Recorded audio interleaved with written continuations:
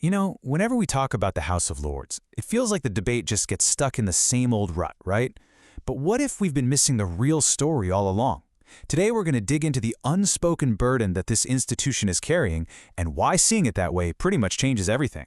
So, you hear House of Lords, and your mind probably jumps to appointments, or elections, or tradition. But what if the real issue isn't any of that?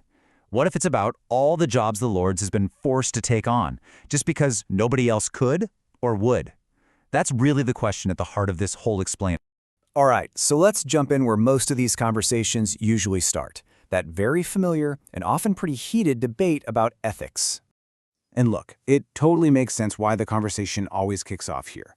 I mean, the scandals, the controversial appointments, that's all about ethics. It's the juicy stuff, and frankly, it's where the cracks in the system show up the most. But here's the real kicker. The Lords didn't set out to be the nation's ethical referee. It just happened. It became a hub for all these thorny moral questions completely by accident. As the source material says, it wasn't by design. These problems were just sort of wandering around the political system with nowhere to land, and the Lords was the only place left. Okay, but here's the thing. If we stop the conversation at ethics, we are absolutely missing the bigger picture. This is where we start to see the Lord's true, kind of hidden role as Parliament's catch-all chamber. Right. The crucial thing to get is that ethics is just the tip of the iceberg. It's just one of several unofficial jobs that have slowly drifted into the House of Lords over the years. To really get what's going on, you have to look at everything else that's piled up underneath the surface. So let's look at the full list. Beyond the ethics stuff, the Lords has somehow become the place for deep, technical expertise. It's also our institutional memory. You know, the keeper of how things actually work when governments and ministers come and go. And on top of all that, we sort of quietly expect it to provide long-term stability in a system that feels like it's changing every 5 minutes. That is a heavy load. And this is why every debate about reforming the Lords feels so messy and disconnected. It's because people are talking past each other. They think they're having one argument, but they're actually having 3 different arguments at the same time. One about democracy, one about competence, and one about ethics. And they're all playing out in the same arena. No wonder it's confusing. This all leads us to a really fundamental and often invisible problem, and that's a massive clash of timelines between the country's long-term needs and the very short-term cycles of politics. I mean, just look at this contrast.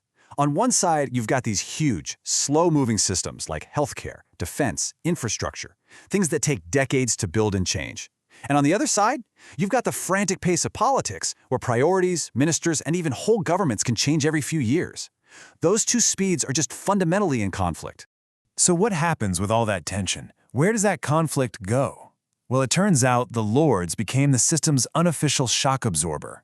It wasn't some elegant solution. It was just convenient.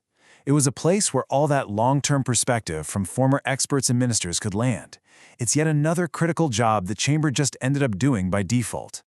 Okay, so once you see this deeper problem, it lets us completely reframe the whole debate. It means we can finally move beyond the same old tired arguments and start asking some newer and, frankly, much more interesting questions. Let's start with a big one. Seriously, is the House of Lords, as it's currently set up, with all its history and baggage, is it really the best place to keep something as vital as our nation's long-term expertise and memory? And building on that, what if we tried to solve this problem on purpose? Instead of just hoping the right expertise shows up by historical accident, what would it look like if we deliberately designed a way to represent it? Which, of course, brings us to the ultimate question. If you could just hit pause on tradition for a second and design a second chamber from scratch for the needs of today, what would you build? What would it actually look like? And this is so important. The questions about design and function and purpose, they are completely different questions from the one about ethics. When we try to answer them all at once, we just get a tangled mess. To make any real progress, we've got to pull those threads apart and look at them one by one. So this brings us to our final section, and really the core idea of this whole explainer, how we can see this moment not as another dead end, but as a hinge in the debate. What do we mean by a hinge?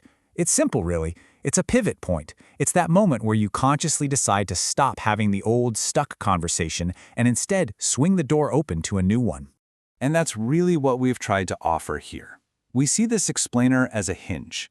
We've taken the familiar problem, the ethics, and used it as a pivot to look at the much deeper set of burdens on the system. And now, the task for all of us is to widen that conversation to include all those other pressures. So, we'll leave you with this final thought. Maybe the most important question isn't about who gets into the Lord's, but about what we need from it.